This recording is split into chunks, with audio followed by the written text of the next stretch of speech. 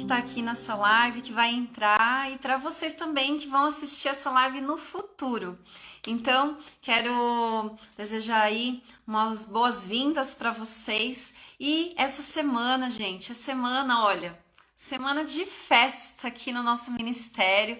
A gente está com bexiga porque nós estamos lançando aqui, olha, o nosso livro, Meu Mundo de Ponta Cabeça. Esse livro conta um pouquinho sobre a nossa história na Índia. Então, eu e o Paulo, nós fazemos parte do ministério, não é? Fingerprint. E nós estivemos por um tempo lá na Índia em um orfanato. E esse livro aqui tem histórias, assim, maravilhosas. Algumas delas, não é? O livro todo tá cheio de QR Code. Para quem? Para a geração alfa, não é?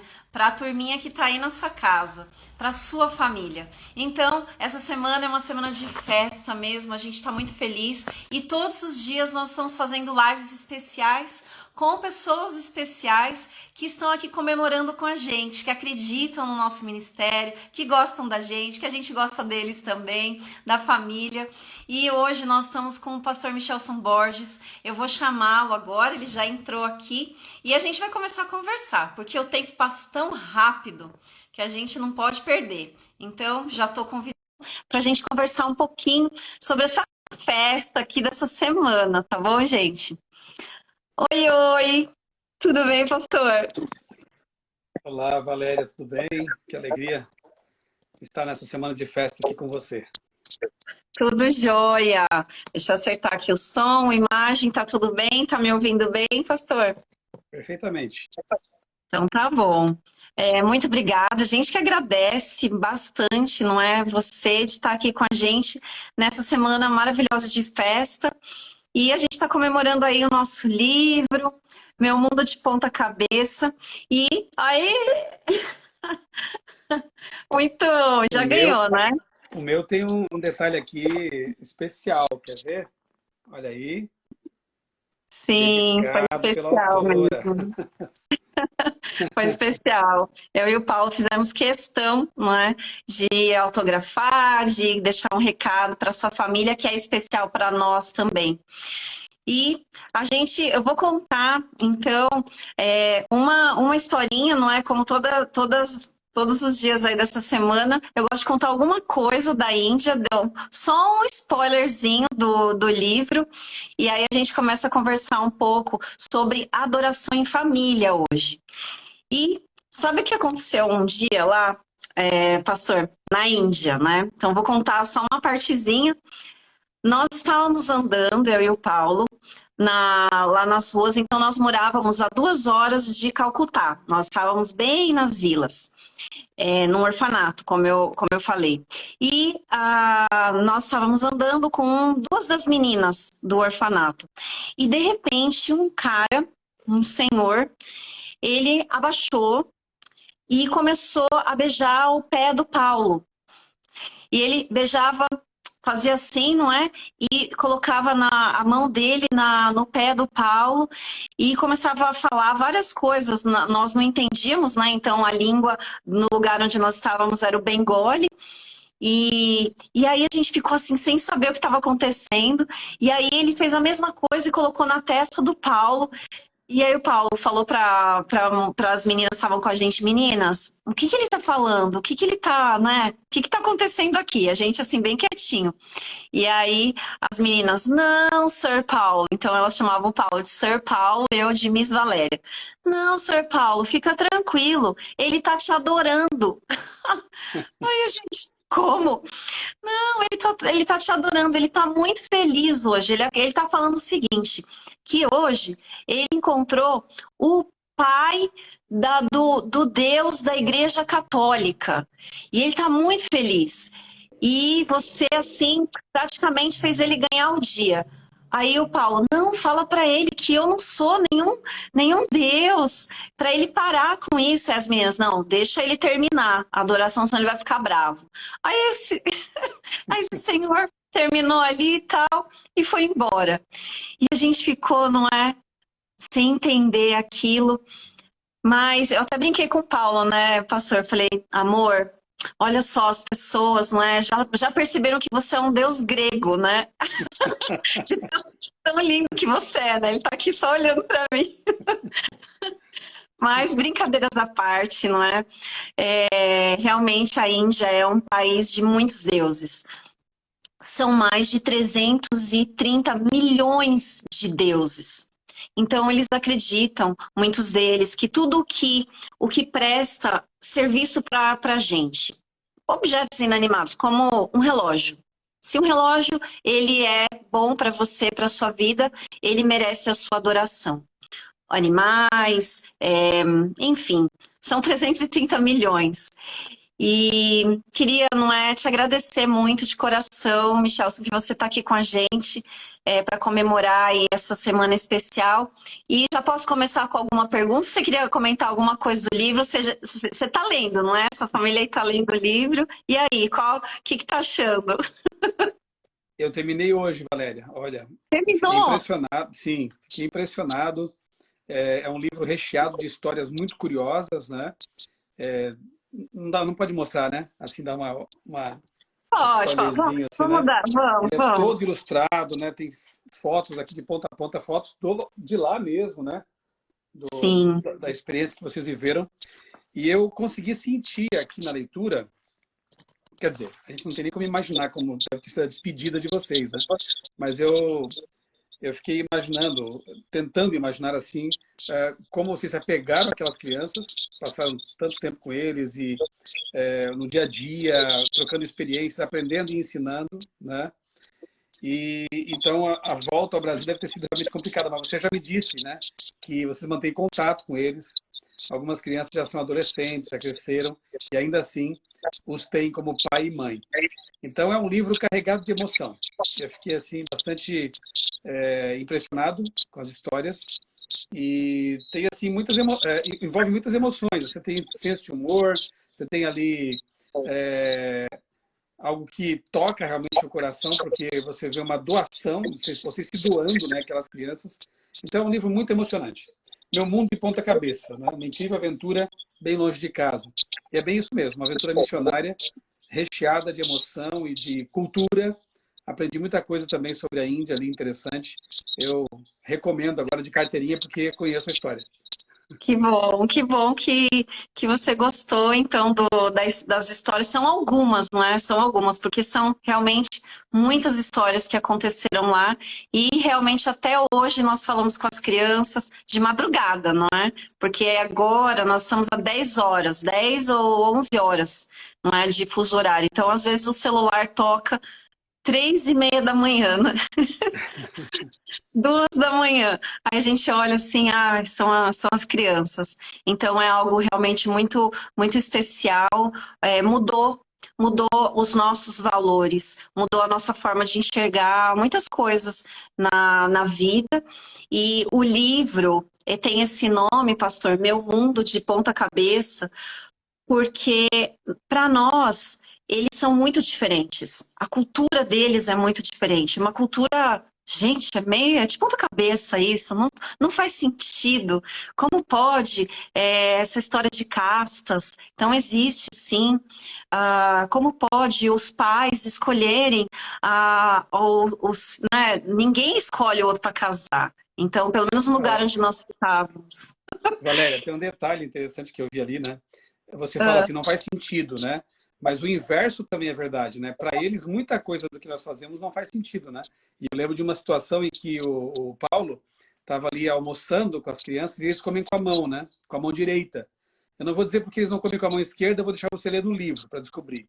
Mas com a mão direita eles comem e aí o Paulo, né? Querendo talvez, né? Que eles comecem com colher, sei lá, ele falou assim, né? Você vai queimar a boca, né? Comendo assim, tem que ver se está quente. Aí o garoto olhou para ele assim: você é que vai queimar a boca, né? Comendo com colher, porque vocês pegam direto a comida e já levam a boca. A gente testa primeiro com a mão para ver se está quente, né? Então, olha só, né? Como a gente às vezes quer ensinar e tem que aprender algumas coisas, né? Não, é fantástico. E é exatamente isso. Porque para nós não faz sentido. E para eles também não faz sentido. Para eles, o nosso mundo também está de ponta cabeça. Eles ficavam assim, um casal que nós ficamos muito próximos deles lá no orfanato. Eles também eram professores. E eles ficavam assim, sem acreditar que o Paulo me escolheu para casar. Como assim? Foi você que escolheu ela para casar? Aí o Paulo, sim. Mas você escolheu ele para casar? É. Que não fazia sentido para eles também. Então, é fantástico mesmo, é realmente fantástico. Então, eu também indico esse livro para as famílias lerem, Qual é a porque editora mesmo, Valéria? CPB, Casa Publicadora Brasileira, conhece? Conheço bem. cpb.com.br. Frete grátis, hein? Olha lá. Meu mundo de ponta cabeça. Recomendo. Ah, Valéria, mais um detalhe, né? Você falou aí que os filhos acordam às 3 da manhã, vocês, né? Eu tenho 3 filhos. Muitas vezes fui acordado de madrugada, então vão se acostumando, né? Porque vocês têm dezenas de filhos adotivos aí, digamos assim, né? Filhos do coração. Sim, E é assim que funciona. A gente é acordado de madrugada mesmo. normal, não é? Lá, pastor, era bem interessante porque normalmente, a gente até hoje a gente não sabe se era uma cultura do orfanato, a gente acha que era uma cultura do orfanato, mas a gente vai na casa de alguém, então você bate, né? Bate na porta, não é? Eles não, eles faziam um barulho, então Knock, eles knock. faziam, né, knock knock, né? No livro tem. Olha, gente, era esse knock knock das 6 da manhã até a hora da gente colocar eles na cama para dormir. E era knock knock, Miss Valéria, knock knock, Sir Paulo, o dia inteiro, o dia inteiro. No lugar de bater, eles faziam o som, né? Fazia o A som, fazia onomatopeia em inglês a do bater, né? Knock, onomatopeia. knock. Exato. Enfim, é um livro realmente que, para nós, para mim e para o Paulo, que escrevemos o livro, foi assim um presente de Deus. Em especial, esse livro ser publicado pela Casa Publicadora Brasileira e também, não é? No próximo ano vai ser o livro oficial dos aventureiros. Então, para quem está aqui com a gente, vai nos assistir, o que é isso, aventureiro? Então, nós temos os escoteiros, não é? Que são os desbravadores, olha aí, ó. E esse livro vai ser para os aventureiros, que é como se fossem os lobinhos. Então, são crianças menores nesse ministério. Vai ser livro, gente.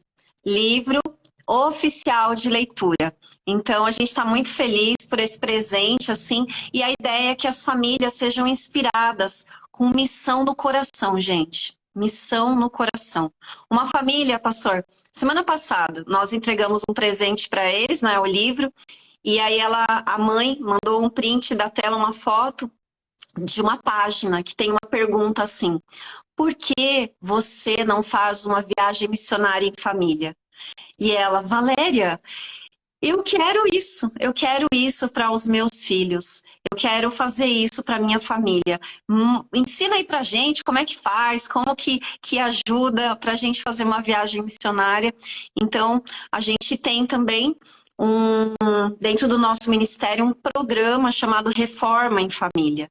E dentro desse programa, Reforma em Família, as famílias estão todo o tempo com a gente, durante 10 semanas, em algumas mentorias, fazendo o quê? Entendendo como fazer uma reforma, como ser missionários, como ajudar os filhos. E quem quiser, ó, tô aqui no celular, entra lá, ó, lá na bio, não é, do meu perfil, saiba mais, saiba mais. Então, a gente está o tempo inteiro realmente querendo inspirar as famílias nessa história de missão que tem a ver com adoração. E eu já posso começar a perguntar, então, pastor? Vamos lá. Vamos ver, vai começar os testes, imagina.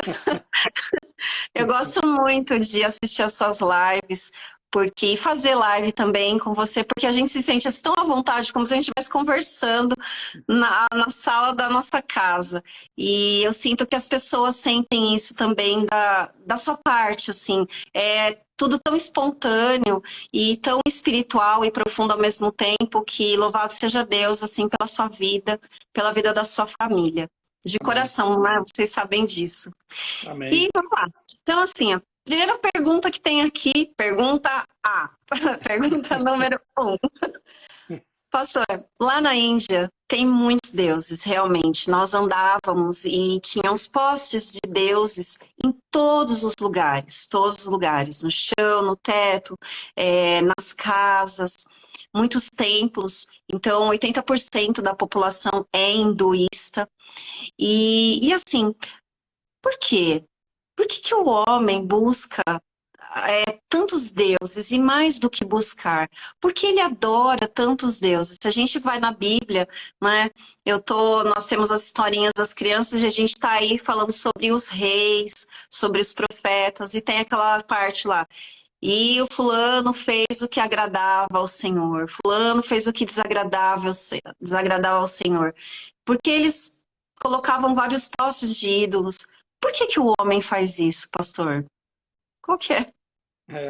Isso, na verdade, revela a carência, né, do coração humano e mostra que o ser humano foi criado mesmo para adorar. Foi criado para buscar o transcendente. Ele não se contenta com a realidade pura e simples materialista, né?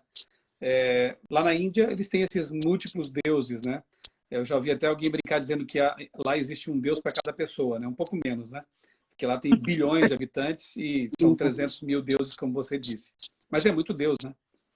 E na sociedade dita secularizada, não quer dizer que não haja deuses também, né? Nós temos aí os deuses da mídia, os deuses super-heróis das telas. Tem até um livro aqui na minha biblioteca de um autor que não é cristão, Christopher Knowles. O título é Os Novos Deuses, alguma coisa assim. Em inglês acho que é Deuses de Spandex, que é aquela roupa colada, né, que os super-heróis usam, né? Colã, maiô, sei lá o quê. Então, são os novos deuses para uma cultura secularizada. As pessoas estão adorando também, talvez não se percebam, não se deem conta disso.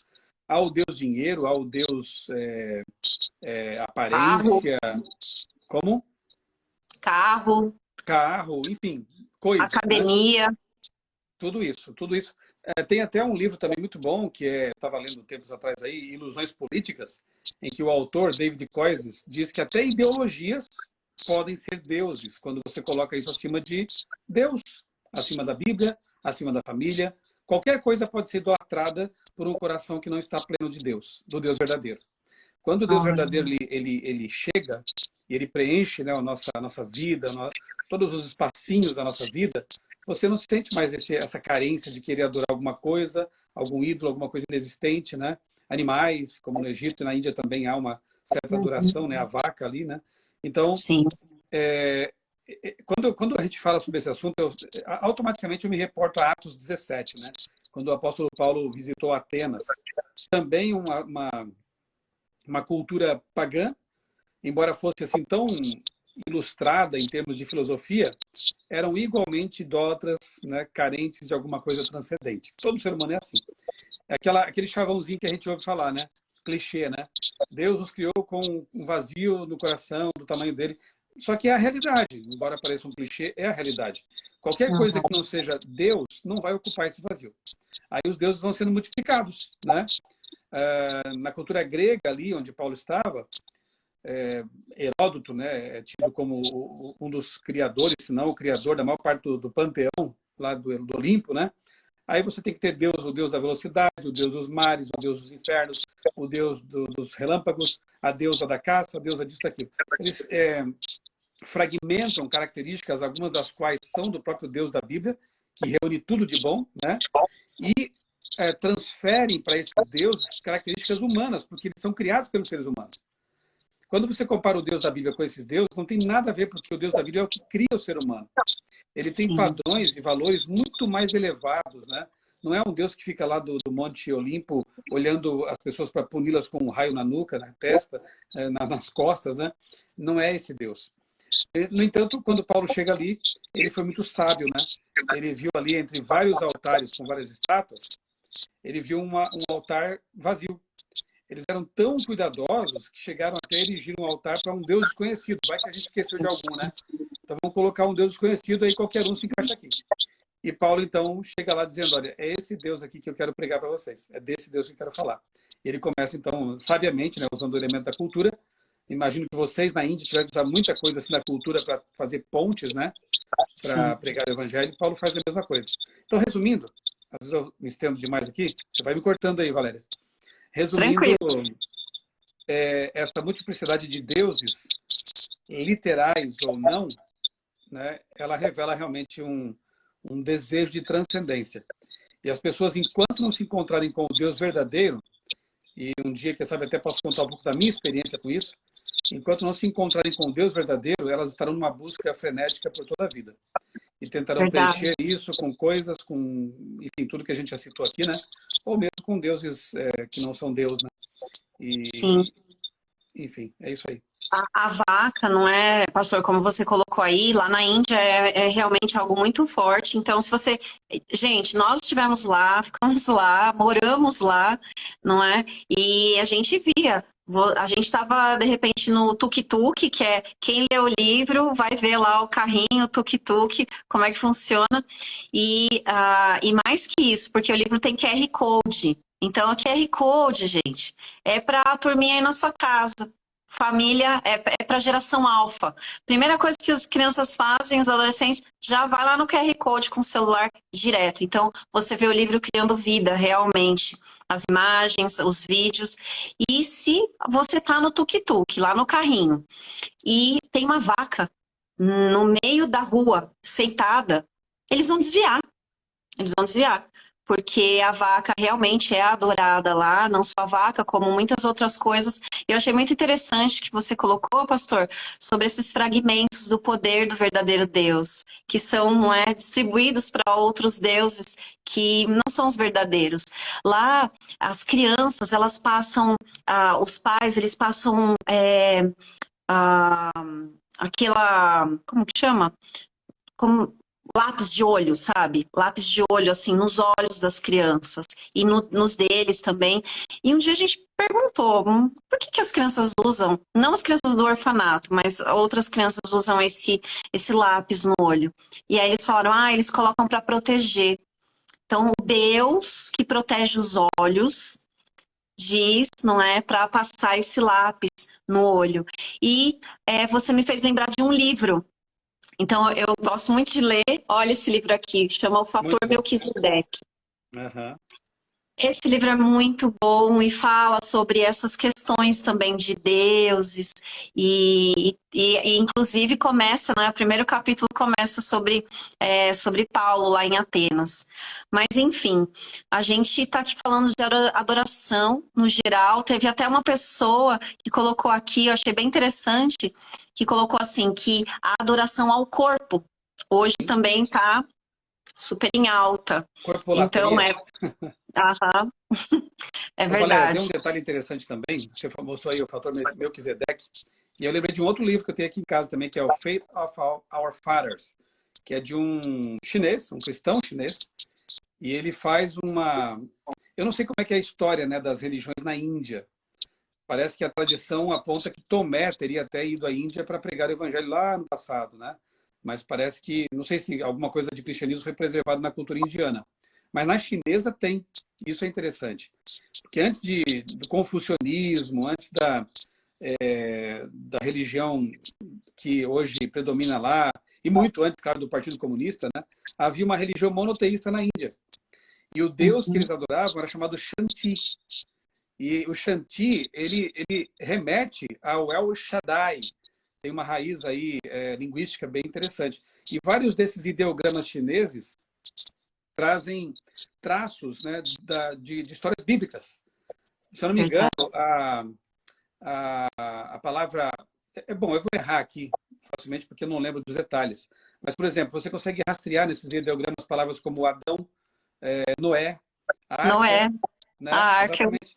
Então, é muito interessante perceber esses vestígios da religião verdadeira. Alguns chamam de tradição adâmica, porque vem lá do Éden, de Adão, né? Que foram preservados nas culturas. Claro que nós cremos que depois Deus usa o povo judeu, Abraão e dali para frente, os profetas, né, para preservar a verdadeira religião. E aí, no resto do mundo, infelizmente, as coisas vão degringolando, né? No Egito já adoravam seres assim, quimeras, né? Adoravam mesclas de homem com animal. Em outras culturas adoravam um deus elefante, que tinha cabeça de elefante, astros, né? Então, à medida que as populações vão se afastando, digamos assim, do epicentro lá, no caso, depois do dilúvio, né, onde Noé desceu com a arca, o ponto de dispersão para nós então é na Ásia. À medida que isso vai acontecendo, essa dispersão, os povos vão se envolvendo com idolatria, com ideias pagãs, ocultismo, e assim a coisa vai complicando. E o povo de Deus tem a missão, e vocês mostraram isso, né? Vocês foram um pedacinho desse povo de Deus, que é levar de volta essa luz. Com toda a humildade, né? Porque ninguém está aqui para querer destruir culturas, né? Aquilo que há de bom nas culturas deve, pode ser preservado, mas as pessoas têm o direito de saber, como nós sabemos, que há um Deus verdadeiro, que há um Criador que antecede essas culturas, é eterno, todo-poderoso, criou o universo. Curiosamente, nessas culturas, assim, a maior parte delas, eu acho que todas, o universo antecede Deus, os deuses, isso é curioso, né? E o Deus da Bíblia é totalmente diferente, é um Deus que antecede a matéria, o universo. Então, só por aí já vemos que o Deus dos hebreus era totalmente diferente. Além de ser uma cultura, uma religião monoteísta, era uma religião que colocava Deus antes de todas as coisas, um Deus eterno. Verdade. Eu gosto muito quando a Bíblia fala o Deus dos exércitos, não é? Dá aquela impressão assim de um Deus poderoso mesmo, um Deus que é o nosso Deus. E assim, a gente acredita, pastor, que a família, ela é, de uma certa forma, não é o núcleo da sociedade. Então, o que nós aprendemos, em famílias funcionais, é claro, nós levamos isso para a sociedade, dentro, não é, da cultura da própria família. E para quem está aqui com a gente, então, pessoal, seja bem-vindo, quem está entrando, quem vai assistir a gente no futuro, não é? Nós somos do ministério chamado Fingerprint, e o pastor Michelson Borges não é? É um dos nossos padrinhos, assim, de ministério, que acredita, que apoia. E nós temos um programa que dura 10 semanas para as famílias. Cada semana tem um tópico especial. Só que a primeira semana, pastor, você sabe, é Deus. É adoração, é o culto familiar, é o culto pessoal. Então eu falo muito isso para as famílias, é no temor do Senhor que está o princípio da sabedoria. Muitas famílias vêm nos procurar porque é um programa muito prático, é rotina, organizar regras, valores, consequências, como ter um estilo de vida saudável, muito prático. Mas começa com a base, que é a adoração em família, que é o culto familiar. E eu lembro que uma das nossas conversas em uma live anterior, eu comentei sobre isso. A APEC, a Associação Pró Infância, fez uma pesquisa aqui no Brasil e eles chegaram a uma conclusão muito triste, que de cada 100 famílias, gente, só 6 fazem culto familiar. Famílias cristãs. E assim, pastor, como é que é essa história de adoração em família, no culto familiar? Então, a gente sabe que a família precisa se preparar, nós precisamos nos preparar agora para os finais dos tempos. E é importante ou é relevante assim no sentido? Não é tão importante o culto familiar. Pode acontecer ou não pode acontecer? Ele é vital, na verdade, né? E já que falamos lá das religiões antigas, né, da raiz da religião que vai desembocar no cristianismo, e começa com a religião judaica, com Abraão, né? Nós temos o exemplo do pai Abraão, né? Por onde ele passava, ele construía altares. E uma das ordens que Deus deu para Abraão foi justamente de ordenar a sua família, a sua casa, né? Ser ali o sacerdote do lar. Infelizmente, há muitas pessoas hoje querendo abrir mão da sua missão, da sua responsabilidade, né? Há muitos homens que não querem mais ser o sacerdote, não querem mais ter essa honra, esse dever sagrado. Quando falta o pai, obviamente que a mãe, né? Ela tem esse papel aí também. A mãe é uma figura importantíssima, né? Diante dos filhos. Enfim, o que um pai e uma mãe podem dar de melhor para os filhos é o amor com que se amam e o Deus que eles adoram. Isso é transmitido, né? E o culto familiar é o melhor espaço, o melhor momento para passar esse legado para os filhos. A Bíblia diz, né? Provérbios 22, que Nós temos que ensinar a criança no caminho que deve andar.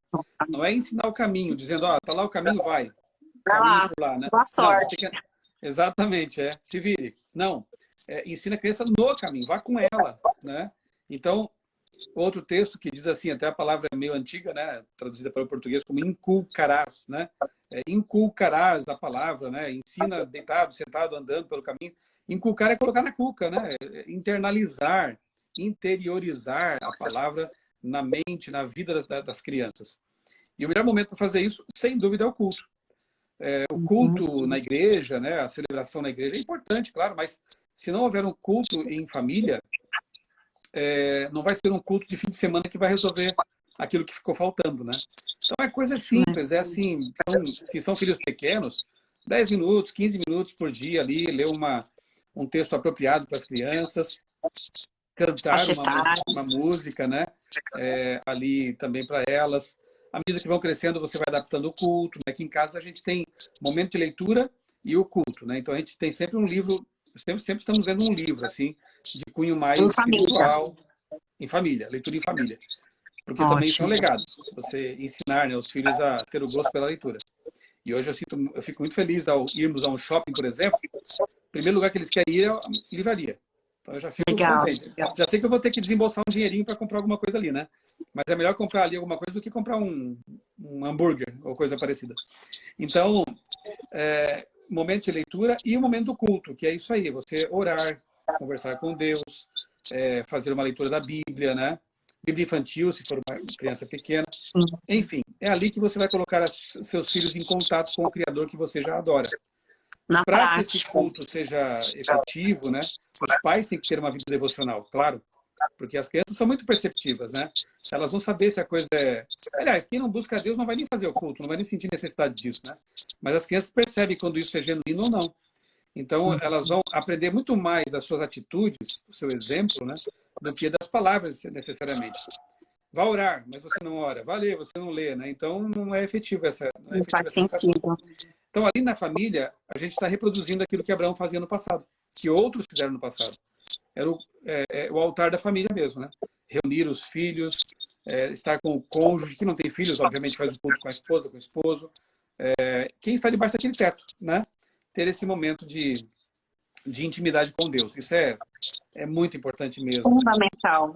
O pessoal está escrevendo aqui que realmente não é importante, é fundamental e eu concordo 100%. Muitas famílias... A minha esposa escreveu um artigo anos atrás sobre o culto familiar para a Revista Adventista e o título era Janela para o Céu. E a gente entende que é isso mesmo. Cada culto que você faz, você abre uma janela para o céu. E aponta os filhos assim, olha, é para lá que a gente vai. Essa é a realidade maravilhosa que nos aguarda. Pessoas que são criadas com esse contato com Deus, com a Bíblia, não vão sentir o vazio da corpolatria, da egolatria, da idolatria, da ideolatria, né? Não vai sentir carência para preencher com qualquer coisa, ideia ou pessoa. Ela vai estar plena, porque Jesus promete no Evangelho nos dar vida em abundância. Isso é vida em abundância. Amém. Todo dia, não é, pastor? Porque muitas famílias, como você colocou, acham que tudo bem. E um dia da semana, eu vou lá, vou para a escola sabatina, ou eu vou para o catecismo, levo meus filhos, ou para a escola dominical, e tá ótimo. Eu sempre falo isso para as famílias que estão com a gente no programa. Gente, nós não comemos uma vez por semana. A gente come todo dia e mais de uma vez por dia. Isso aqui é o pão da vida. Pão da vida. E o pão a gente come todo dia mesmo, uma porção por dia. Então, assim, as famílias que estão aqui com a gente, nos assistindo, que vão nos assistir, gente, se você não está fazendo o culto, o seu culto pessoal, então o que o pastor acabou de falar, começa comigo. Começa comigo. Eu como mãe, eu como pai, não é? Eu como responsável da turminha que está lá na minha casa. E faça um esforço para isso. Valéria, eu não consigo. Puxa, Valéria... e aí eu coloquei hoje no meu Instagram quais eram os maiores problemas que as famílias têm com culto familiar. E várias pessoas estão me falando, faixa etária, da BO, né? Olha, Valéria, quando começa o culto familiar, tudo acontece. Briga, celular que toca, não é? Às vezes eu brigo com o meu cônjuge, e realmente é por aí, mas a gente tem que ter persistência e saber realmente organizar um culto adequado para as faixas etárias. Então, quem participa do nosso programa, a base está lá, culto, e a gente ajuda até culto para bebê. Aí tem as famílias que falam, culto para bebê? Eu vou fazer culto com meu bebê? Sim, vai fazer culto com seu bebê. Mas é que eu tenho um bebê, uma criança de 10 anos e um adolescente. O que eu faço? Vamos organizar então, na prática, e dá certo, e é realmente uma grande bênção. Porque não é importante, é fundamental o culto diário familiar. Tem até, um parênteses aqui, pastor, eu falo que tem o culto do reset também, né? É à noite. Então, é à noite, quando o pai, a mãe vai lá no pezinho da cama, né? E dá aquele reset, assim. E aí? Que foi? Qual foi o seu ponto alto do dia? Qual foi o seu ponto baixo do dia? Ah, pai, mãe, foi isso, tal. Falou, e aí faz uma oração com aquela conversinha de 10 minutos. Porque muitas vezes a oração do culto, porque como é todo dia, é aquela oração, Senhor Jesus, obrigado, amém. Eu falo que é oração pão na chapa, né? Então, quando tem uma conversa, um diálogo, um culto, sabe? Diferente, criativo, até a oração ela é diferente. Então, isso é bem importante. E aí... Quando as crianças aqui em casa eram crianças pequenas, né? Eu criei uma caixinha do culto. Era uma caixa, tipo uma maleta de papelão, eu decorei tudo bonitinho ali, aí a gente abria, tinha um bonequinho para cada familiar. E aí eles faziam rodízio, né? Cada dia a gente pegava um bonequinho e aquele ali ia ser o diretor do culto. Então aí um filho ia fazer a oração, né? Ou quando elas até, às vezes elas compunham músicas e a gente deixa, cantem, por favor, né? E vinha qualquer coisa assim interessante, né? Então, ter essa interatividade, né? Aí tinha um caderninho pequeno dentro da caixinha de oração, que era para pedidos de oração e respostas às orações. E a minha esposa anotava tudo direitinho ali, né? Então, são coisas assim que tornam esse momento diferente. Cada um pode usar a sua criatividade, né? Tem o culto do pôr do sol também, para receber o sábado, cada semana também deve ser um momento... Aí é um culto Master Plus, né? Assim, né? Você já tem o culto semanal, dia de semana é mais corrido, mas é quando chega o Shabat, aí o sábado, né? Deve ser um culto até melhor, assim, mais bem elaborado. Né? Mas é uma celebração mais bonita, né? A gente encoraja muito as famílias com ideias, pastor, como essa que você colocou aqui. Ideias muito simples. A gente fala, olha, nosso ministério, a gente quer trabalhar com as famílias, com soluções simples para o que eles acham que é complicado. Então, muitas vezes as famílias acham, puxa, não dá certo o meu culto. Eu não tenho... Ontem nós fizemos uma live com a doutora Welly da Dancine, a gente falou sobre a segunda semana nesse programa, são 10 semanas, sobre cuidar de mim, não é? E hoje a gente está falando aqui sobre a importância do culto familiar. Amanhã, com a Darleide, nós vamos falar sobre o discipulado. E assim, nós precisamos entender como é importante esse culto e essas ideias tão simples às vezes. E a gente coloca assim, como você acabou de falar, pastor. Teve uma família uma vez que falou, Valéria, eu não aguento mais, porque só eu que chamo as crianças para o culto, só eu que chamo. Aí eu fico como chata e as crianças vão para o culto parecendo que vão para um enterro, para um velório. Então, quando a gente tem uma caixinha como essa, quando a gente tem... Eu falo sobre ser líder, então tem que trocar. Cada semana alguém é o líder do culto. Tudo pode mudar. Mesa posta, ministério de mesa posta, gente, para celebrar o sábado, sabe, que está chegando. Enfim, então são muitas ideias, muitas ideias. De novo, ó, quem quiser saber, ó, tá aqui no link da minha bio, só clica aqui, ó. Quero saber mais sobre isso. E assim, pastor, a gente está falando de adoração e quem te segue, não é? Ó, quem é do nosso ministério e não segue o pastor Michelson Borges, segue agora, agorinha. Porque ele fala de tudo, né, pastor? Você fala de tudo, assim. Cada semana é uma coisa diferente, mas realmente você tem levantado uma bandeira muito forte sobre o criacionismo já há muitos anos, sobre as questões do preparo agora das famílias para os finais dos tempos. E assim, como é que esse preparo, pastor, tem a ver com o culto, com essa adoração? E o que a adoração tem a ver com os finais dos tempos? Valéria, eu vou ler um texto aqui do Apocalipse, já que é final dos tempos, né? Vamos ler o livro que fala do final dos tempos, que é o Apocalipse. Apocalipse capítulo 14, inclusive é a mensagem mais necessária para esse momento, tanto que ela é chamada de verdade presente, né? Noé tinha a sua verdade presente, era o dilúvio. Elias também teve uma verdade presente naquele tempo, que era a reforma de Israel. João Batista tinha a verdade presente de que Jesus ele estava para vir primeira vez como Messias. E hoje nós temos uma verdade presente que, claro que não esquece de nenhuma dessas aí, mas é uma ênfase para o nosso tempo. Em Apocalipse capítulo 14, 6, eu vou ler só os versos 6 e 7. Na verdade, do 6 ao 12 é o que a gente chama de as 3 mensagens angélicas, ou a mensagem dos 3 anjos. São anjos simbólicos. Eles representam um povo que está pregando essa mensagem. E diz assim, verso 6, vi outro anjo voando pelo meio do céu, tendo um evangelho eterno para pregar aos que habitam na terra, a cada nação, tribo, língua e povo, dizendo com grande voz, temam a Deus e deem glória a Ele, pois é chegada a hora do seu juízo. Adorem aquele que fez o céu, a terra, o mar e as fontes das águas. Veja que nessa proclamação final aqui, tanto é que em seguida a gente vê aqui, não, pouco antes, né, a gente vê aqui os remidos no céu, e João está dizendo assim, olha, o que os remidos que estão no céu agora pregaram enquanto estavam na terra, é essa mensagem aqui, que antecedeu a volta de Jesus. Então ela começa com temei a Deus e dá-lhe glória. Temor é respeito, né? É reverência, é o nosso rei, então nós o respeitamos.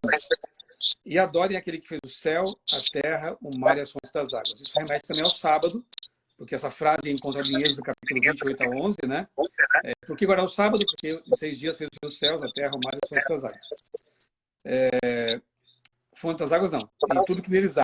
Fonte das águas é outra referência. João faz um monte de referências. A gente chama de intertextualidades, né? Com textos mais do Antigo Testamento. Fonte das águas tem a ver com o dilúvio. Então o profeta quer chamar a atenção da gente para a destruição que houve no passado e que vai haver no futuro também. Nós temos que nos preparar para isso. Então há uma proclamação final para a adoração verdadeira contra a adoração falsa que o diabo está lançando nesse mundo. Já falamos um pouquinho sobre isso aqui, né? Idolatrias, culto a coisas e pessoas, enfim. E há também poderes desmascarados no Apocalipse, como a besta e o anticristo. Não dá tempo de falar sobre isso agora, mas enfim, né? O âmago do conflito é a adoração. E nesse texto a gente vê, então, que há uma conclamação, um apelo, um convite de Deus para que as pessoas adorem o Deus verdadeiro. O Deus que criou o universo, porque se o sábado está envolvido, é o memorial da criação, é o Deus que criou o universo, não o Deus que foi criado por seres humanos. Não são estátuas, não são ídolos, não são ideias. É um Deus real, todo-poderoso, criador. E eu entendo, mais uma vez, voltando à questão do culto familiar, que é ali que nós vamos lançar essas bases, né? Vamos apresentar aos filhos, apresentar a nós mesmos, todos os dias, lendo a palavra, o Deus verdadeiro, o Deus criador. E não há como nos prepararmos para esses eventos finais que você mencionou, Valéria, se nós não estivermos realmente firmados na palavra. A Bíblia Sagrada é o guia, é a bússola, é o orientador, é a lâmpada para os nossos pés no mundo escuro. Se nós não lermos a Bíblia, e o culto sem Bíblia não é culto também, né? É o culto a Deus, e Deus fala pela Bíblia. Nós falamos a Ele pela oração e Ele nos fala pela Bíblia. Então, se não houver leitura da Bíblia, estudo da Bíblia, nós não estaremos fazendo culto e tampouco nos preparando para a volta de Jesus, para os eventos finais. A Bíblia, ela mostra os sinais verdadeiros, né? O diabo tenta colocar cortinas de fumaça, distrações nesse caminho aí. Verdade. E assim, a Bíblia, eu falo muito isso no programa, junto com as famílias, que a Bíblia ela deve ser uma experiência, não é, pastor? ela deve ser muito mais do que um livro. Além de ser o livro mais importante da família, o seu livro mais importante de cabeceira, como você colocou, os pais, o exemplo começa com a gente dentro de casa. Então, a Bíblia, ela deve ser uma experiência de vida para as crianças, uma experiência real. Então, quando o seu filho chega em casa e fala: mãe, me bateram na escola. E aí o seu sangue sobe, não é? O quê? Te bateram na escola? Sabe? Que verso da Bíblia que vem na sua mente? Nenhum. Ou alguns assim de grande ira, não é? Mas como você pode relacionar a vida prática dos seus filhos com as experiências da Bíblia?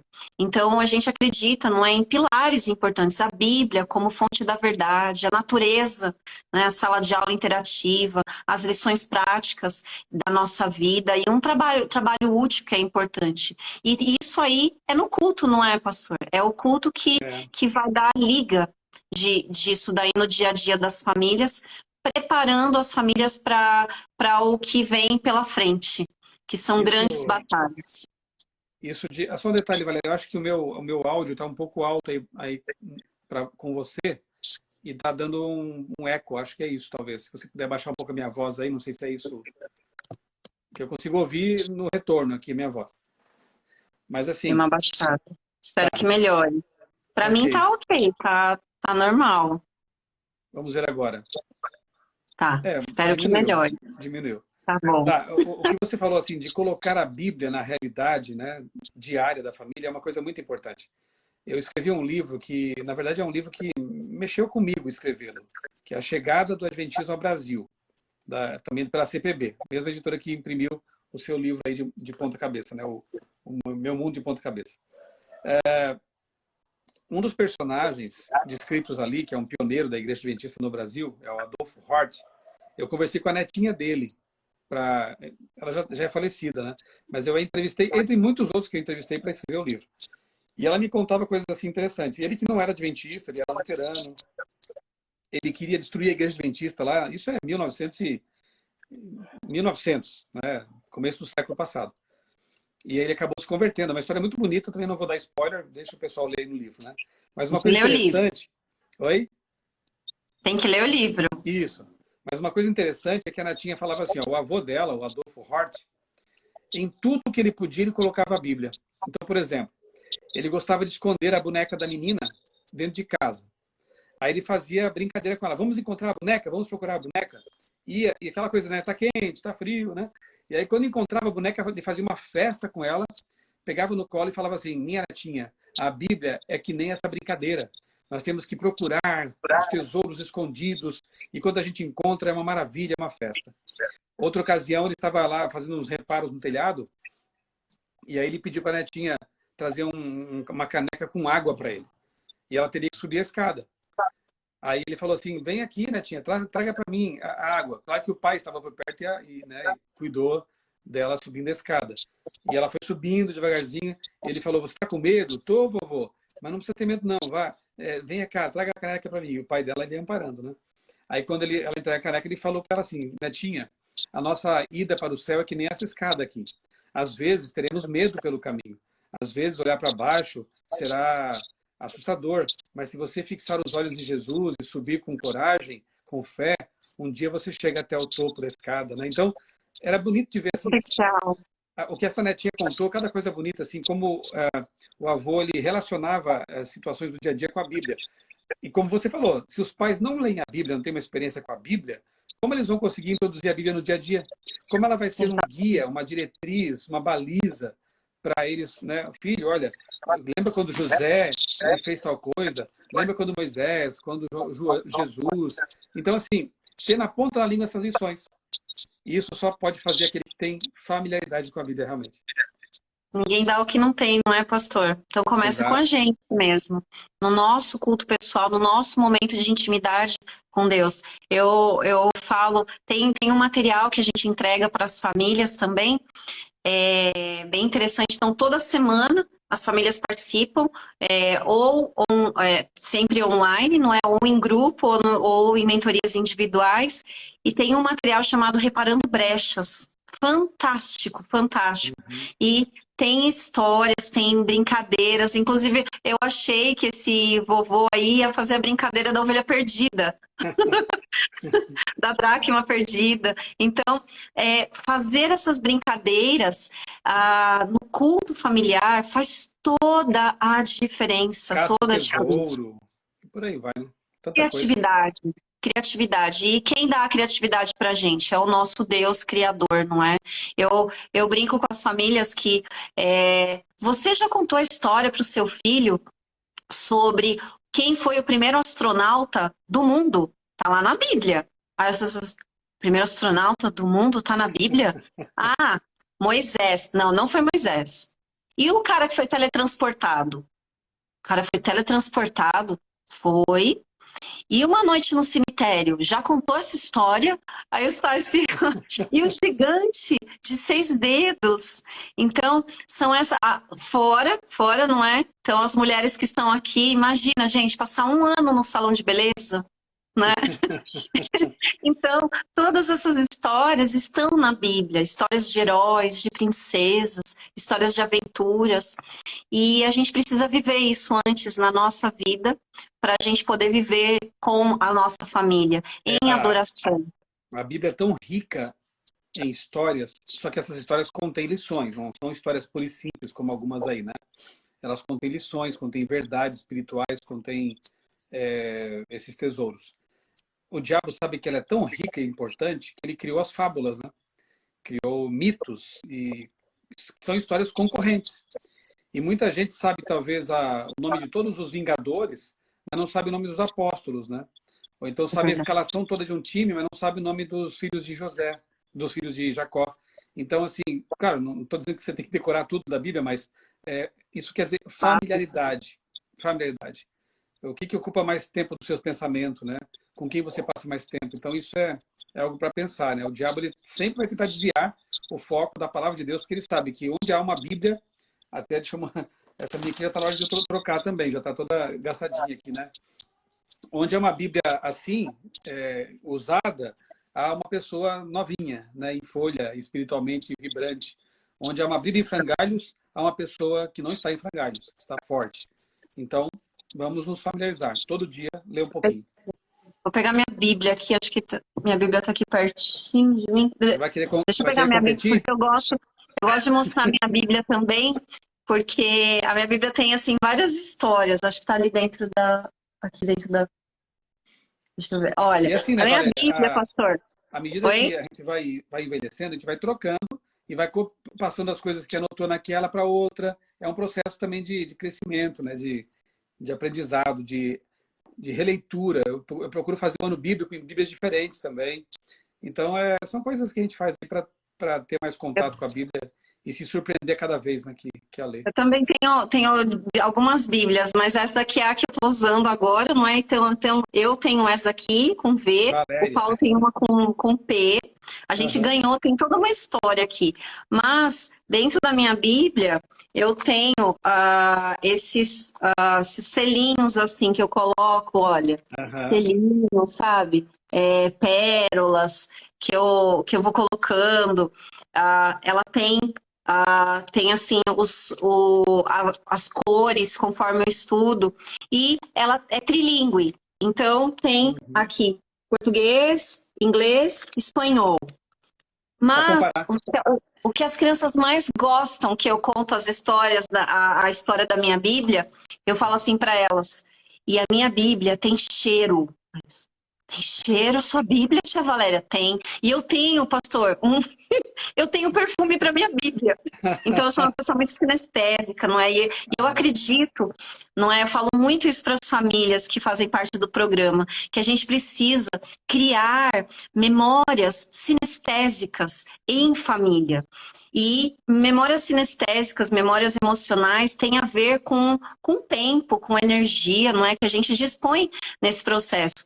E eu tenho o meu cheirinho, né, da Bíblia. E aí eu dou uma borrifada E aí as crianças no final do culto ou no programa eles querem cheirar. E é um cheirinho assim meio de maçã com canela. E um dia uma das mães mandou uma mensagem para mim, eu tinha feito o culto para as famílias e contei a história da minha Bíblia e ela falou assim, Valéria, primeira coisa que as minhas meninas fizeram quando chegaram em casa, mamãe, a gente quer passar perfume na nossa Bíblia. A gente quer uma Bíblia perfumada. E aí ela falou, eu achei tão assim especial, porque a Bíblia precisa ser realmente uma experiência de adoração, não é, pastor? Uma experiência de adoração.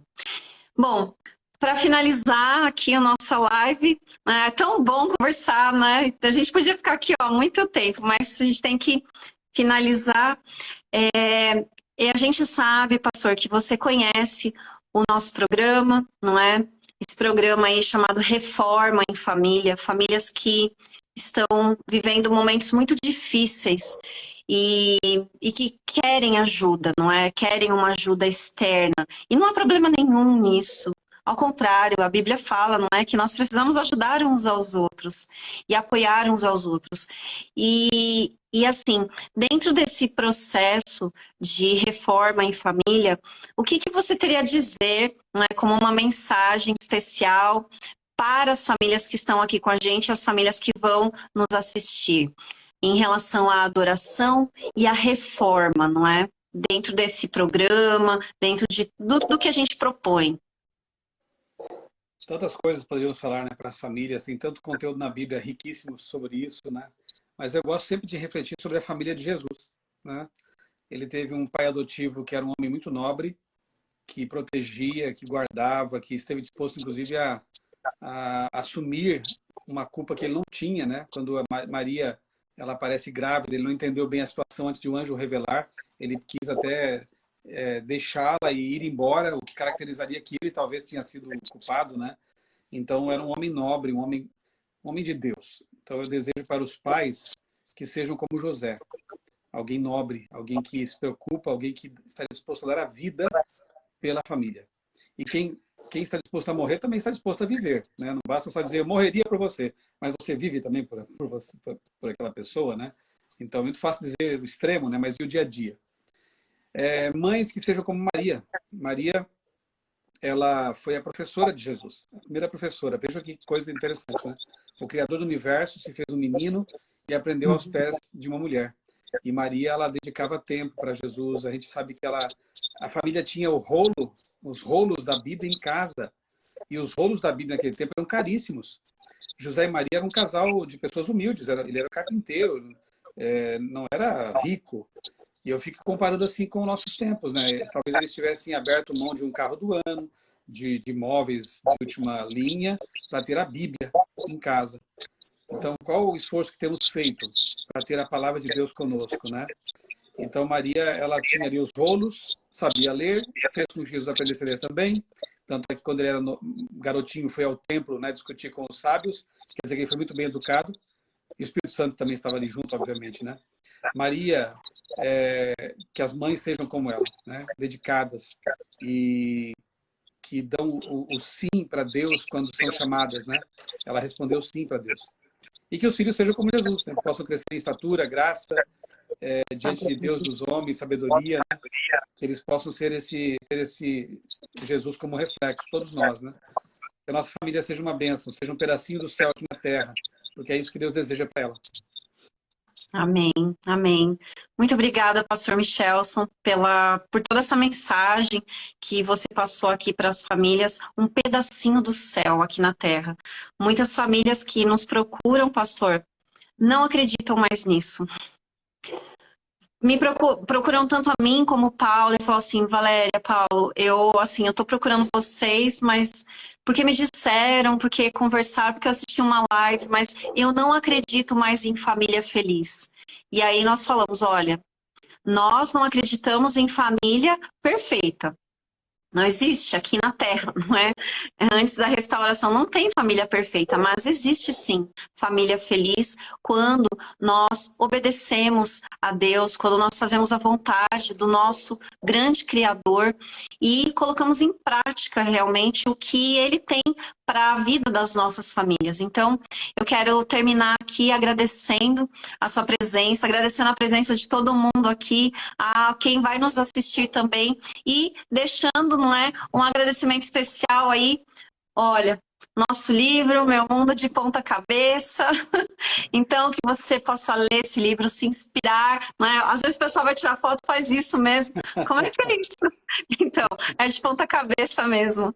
Se você está sentindo que a sua família está de ponta cabeça em relação ao que você tem certeza sobre o propósito de Deus, entre em contato com a gente. Nós temos um programa chamado Reforma em Família, são 10 semanas que pode ser um divisor de águas na vida da sua família. Entra lá, olha, aqui no meu Instagram, não é? Vai lá no meu perfil e clica lá e você vai saber mais. Aqueles que não têm muita facilidade, talvez, com o Instagram, pode entrar em contato com a gente pelo telefone também, ok? 12 97 99727 5799. Enfim, dá para conversar com a gente, mandar sinal de fumaça, pombo correio, não é? Perguntar ao pastor Michel, como é que eu falo com a Valéria e Paulo, não é? Então, o importante Pode é passar você... o contato? Oi? Pode passar o contato?